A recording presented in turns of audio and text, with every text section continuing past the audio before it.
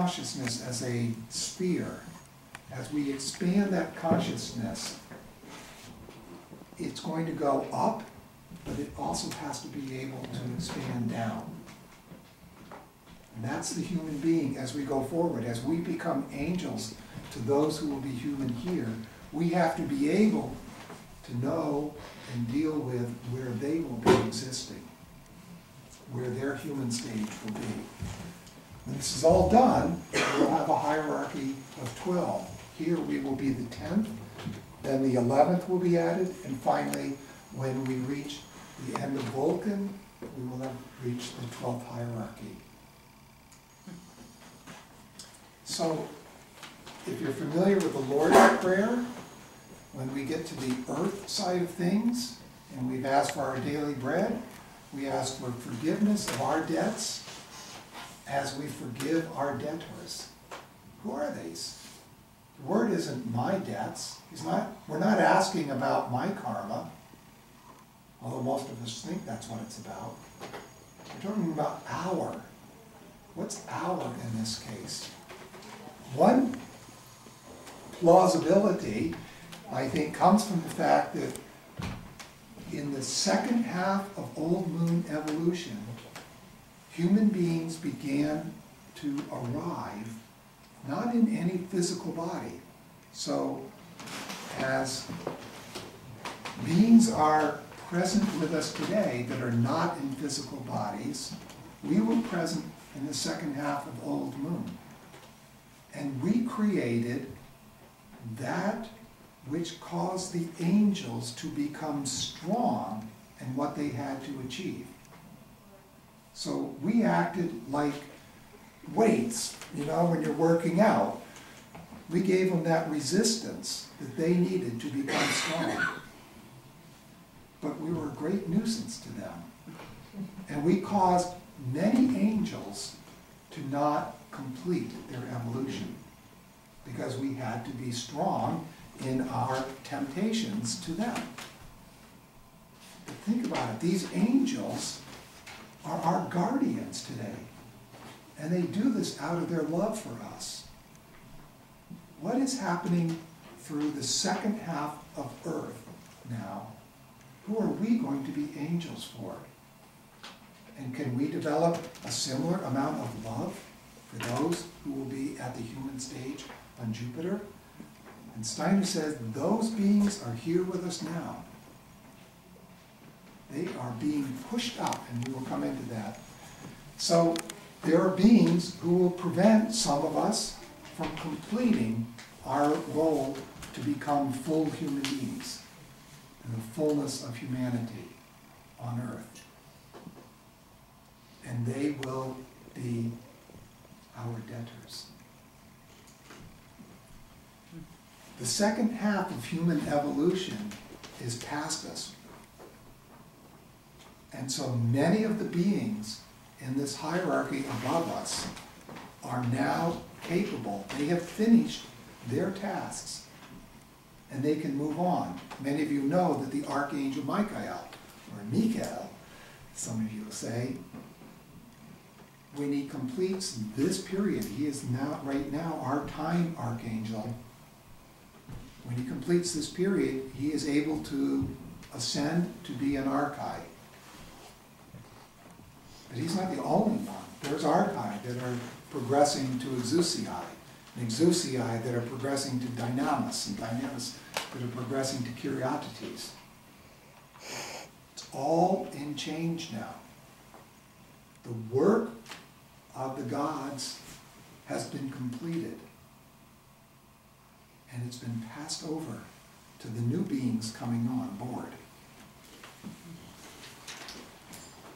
So human freedom means they are not going to intercede as gods did in the past.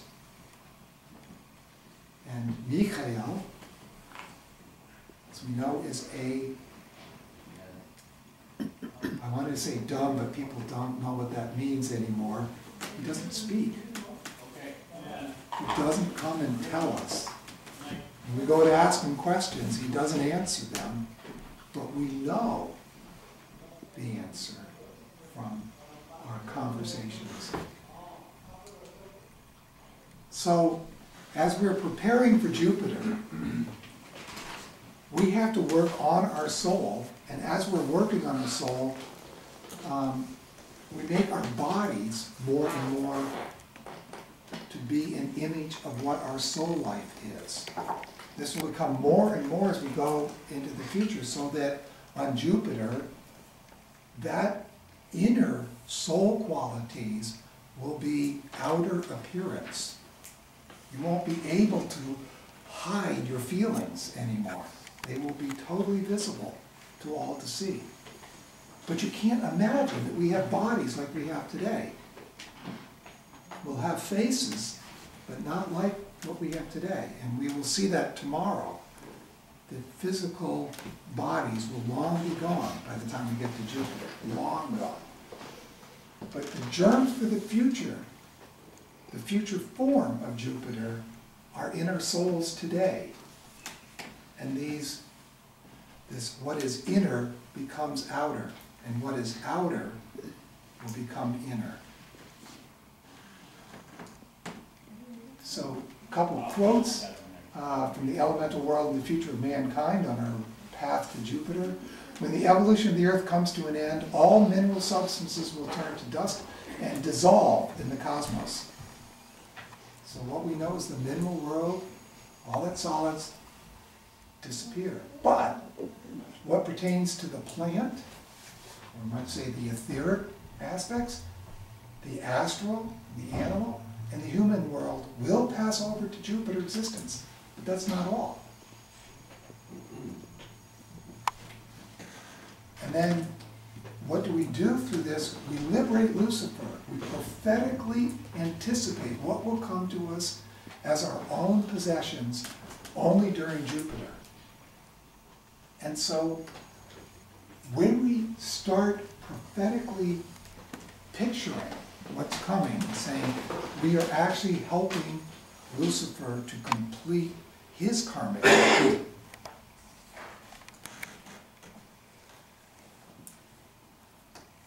So, life on Jupiter is going to be a much different consciousness than we have today. We're working on the consciousness soul. We will be working on manas, or spirit self, then. Plain and pleasure will, as a person approaches, I will be able to see your pain and your pleasure. I will see that in every one of you there. And I will not be able to rest if I experience pain from you until I feel I've taken care of that for you. So, for those, I said I would try to get into a little of the anthroposophical stuff. And after, when the Earth got formed, we've gone through different periods, one called Polarian, Hyperborean. Lemurian is when we can say that the human beings, these would be repetitions in the sense of old Saturn, old Sun, and here old Moon.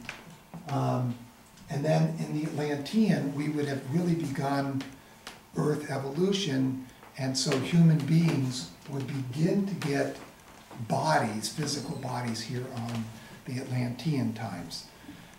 Now, Steiner goes into a lot of this in the midst of this Atlantean time, that human beings were finding it incredibly difficult to incarnate into the bodies that were available. Same now. The same now. Yes, the same now. Well, and we'll take a look at the clock of the cosmic clock in a minute. But so they ended up experiencing the other planets. And when we get through the story of Adam and Eve in this period of time, we have then bodies that are adjusted that human beings could then incarnate. And so then they come back and they come with these mysteries from the different planetary spheres that they existed in while they waited for this to develop. And now, after the Atlantean floods, we are in these post-Atlantean periods, and we are now in the 5th. There will be a 6th, in which the Slavic or Russian people will be leading culture at that time, and then the 7th will be an American period of time. There are many, many secret groups in the world, and anthroposophists are not the only ones that know about this. And many of them do not want to see, particularly Russia, being the leading culture. And one can see current events today in this light of groups trying to prevent, and Steiner pointed to England in particular. If you look at British-Russian relationships since the 1800s, when this became known, since the end of Kali Yuga, you can see that there are forces trying to keep Russia from fulfilling this role. And I ask, what did we look like here? To balance, what will we look like here? If we start developing halfway through here physical bodies, and we did not have them before, we can ask the question, what balances that out down here, perhaps? So,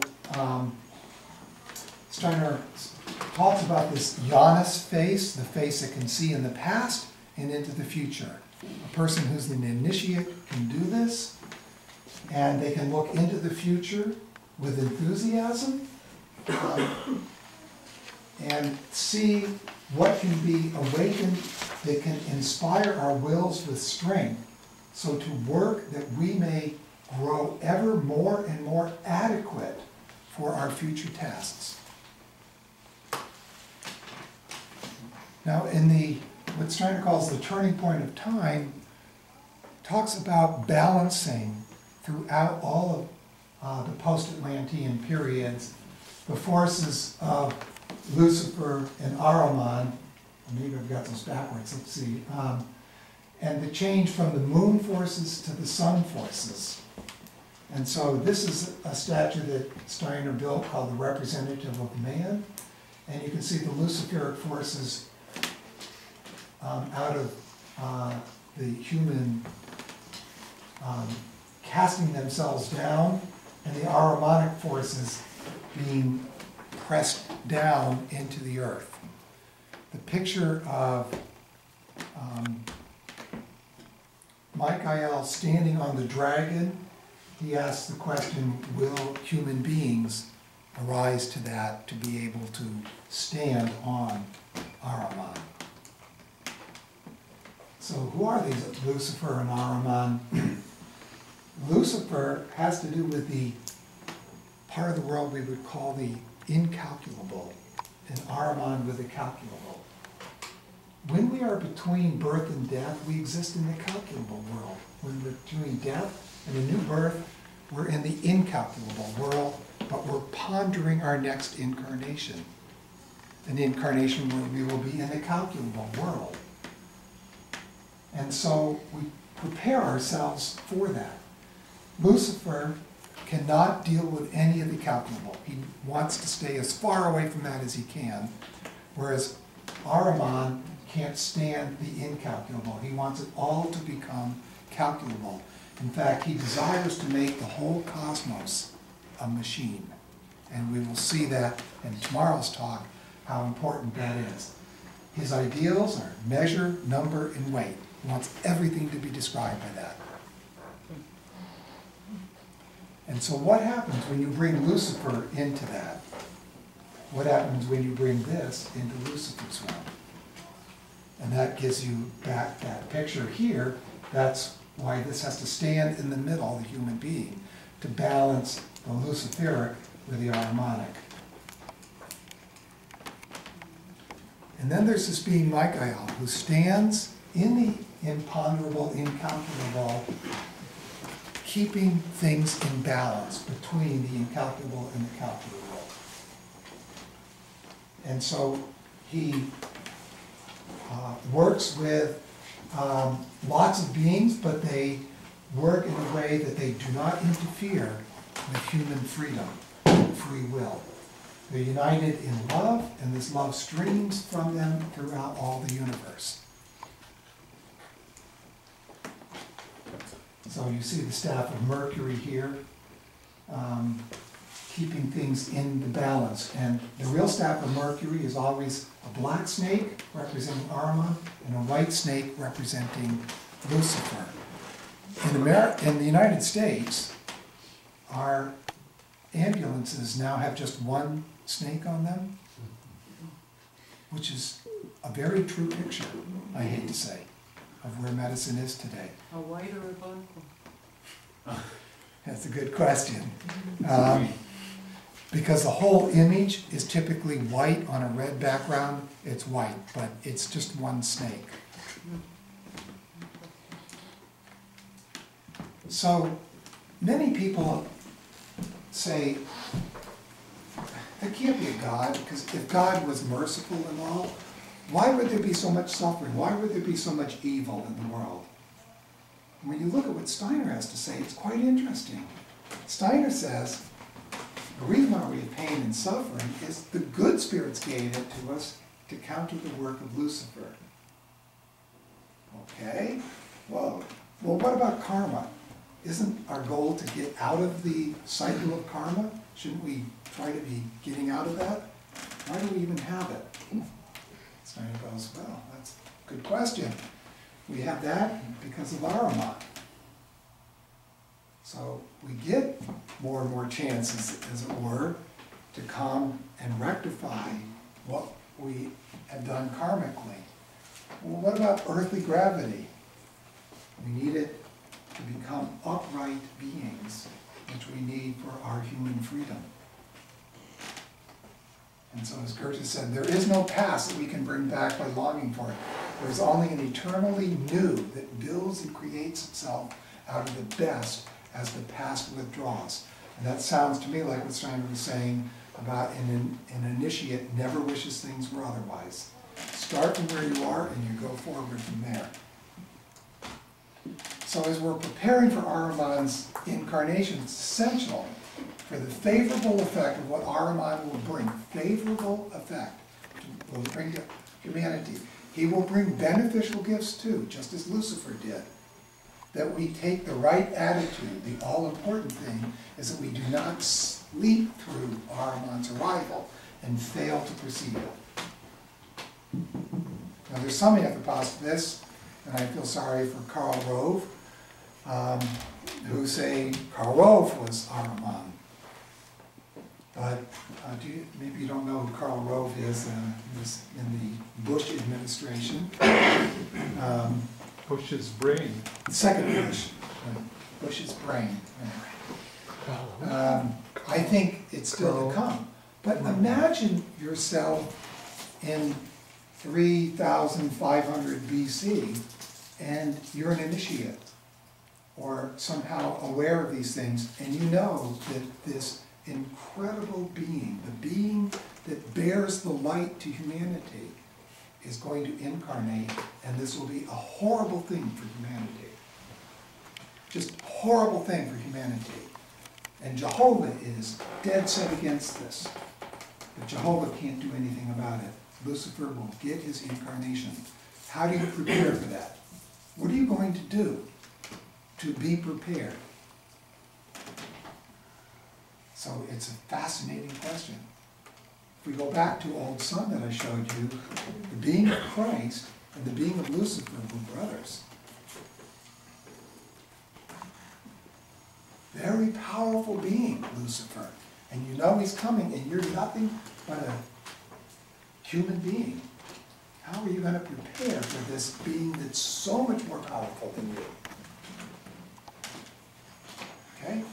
Now that you've pondered that one, it's a very similar thing, but in complete reverse. It's like turning it upside down, perhaps, the question. How do you prepare for Ahriman's incarnation? It's imminent. It hasn't already begun. So, historically, in these post-Atlantean times, there was an age called the Golden Age, and I don't remember my Vedic terms for these, sorry, in which humanity experienced the gods directly. And then we started experiencing them indirectly. And then we started experiencing them only through initiations and through burning bushes and so on. And then we entered Kali Yuga, the Dark Age, when the spiritual world was shut off from us. And then we get to the end of this, and we have to say that the spiritual world is no longer actively creating for us. I hope I said that correctly. I'm not saying that the spiritual world is dead, and I'm not saying that it's not there. It's there to help us. But it won't do anything that conflicts with human freedom. And it's not going to come in and make manifestations for us that we'll go, oh, great, I believe. Those days are over. So we have the incarnation of Lucifer. We'll have, in this post-Kali Yuga period, the incarnation of Ahriman. We are supposedly ascending. The Dark Age ended around 1899, and we are now, and you can see it, I hope. Materialism still exists, but as we will see, it's cracking. If we go back to this period, Lucifer incarnation here meant that this period was preparing for Lucifer, and then Lucifer's influence on humanity carried well into this period of time. And now we're entering a new period where the focus has moved from Lucifer to Ahriman. Doesn't mean Lucifer's gone away, but it means the focus of the challenge is coming from Ahriman. So just in this picture, there is the fulfillments of what happens here gets fulfilled here. Okay, so, and it's turning point in time, these things get repeated in a certain way towards their fulfillment. And so we talked about the Michaelic age as being his last one as an archangel, and what his work is meant to do. And he battles right now, not so much with Lucifer, but with Ahriman. And he needs to keep Ahriman below his feet, but he wonders, will mankind do the same? So, when we moved from the 15th century up to the 20th century, Steiner talks about something very interesting.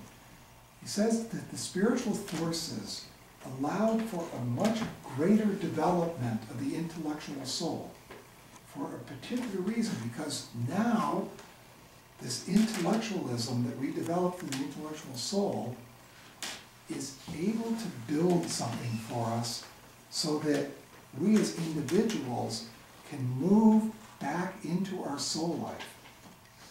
To develop a consciousness soul, we have to develop it from inside the intellectual soul. So we had to build, you might say, a sort of framework around that. And then from within, we can start building this consciousness soul. Now, the other thing that's happening through this is this development of each individual's will.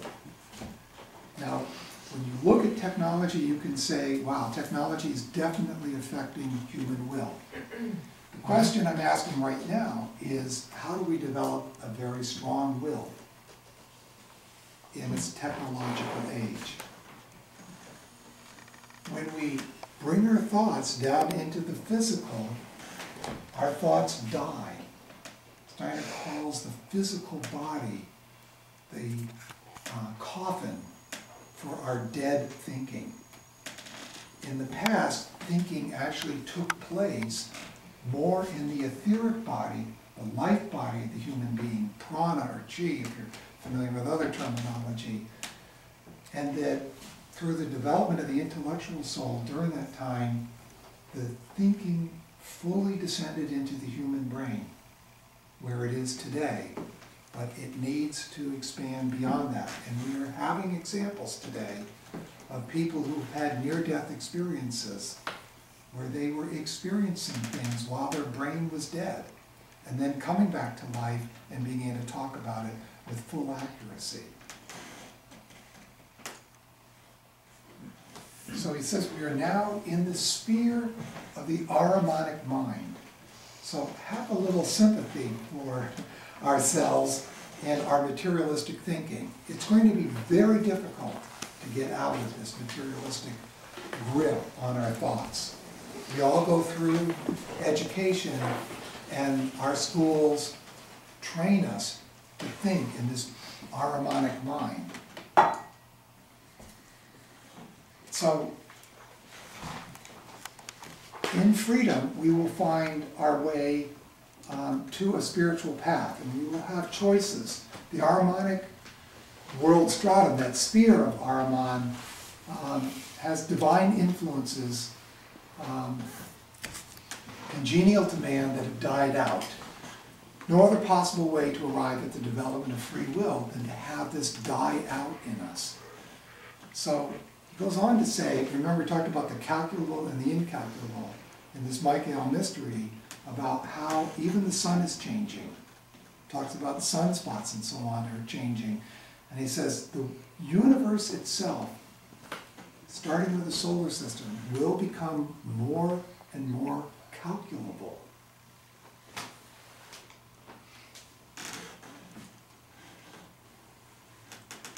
But this individual in Christ, by uniting with the earth, has begun his uniting with the lifeless, with the deadness of the earth. And that's where this expression, upon this rock I build my church, can be seen. He is with Ahriman, penetrating into the kingdom of Ahriman and battling Ahriman there. So the freedom comes from Lucifer, a gift of Lucifer, that in the future we will choose a path with Christ or a path with Ahriman. And as we talk about this freedom being respected, Michael arranges the doings of the gods. He is our emissary, if you will, to the gods. But the gods, says in this changing of the guard that we looked at, said he's trying to keep the gods from putting all of humanity into a cosmic corner and forgetting about us. So Michael has been the administrator of the cosmic intelligence, and this he is allowed to fall. As it's been falling, it is to fall to humanity, but this being Ahriman has a nature akin to intellectuality, and of course they are trying to absorb this cosmic intelligence and turn it into a machine-like perspective intelligence. So what does the cosmos do? It has to live in this past intelligence. And these Ahrimanic beings predispose, as I said, to absorb this intelligence. And because they are, we have to come in contact with them. So here's another way of looking at this. I flipped the parabola around. A world full of spiritual beings in the past, and evolution continued up until, it says, the 15th century. Now there was an earlier point, peak, reached back in mid-Atlantean times. But this one, we'll deal with this one as evolution because it includes consciousness. He says that we are now in this period of devolution, and this will accelerate. And what will happen in this period of devolution? Well, we'll take a look at that. But part of it is that we're going to face Ahriman's incarnation. We're going to have to develop new forms for what the human being's existence is. And we're going to be meeting, and they are here now, not only those who will be human on Jupiter, but those who are here to help us. Steiner calls them the great teachers of humanity that we knew back before the moon separated from Earth. And that's the main topic for tomorrow, is the separation of the moon and its reuniting with Earth. So we're into evolution, folks. Many of you have gray hair, you know, and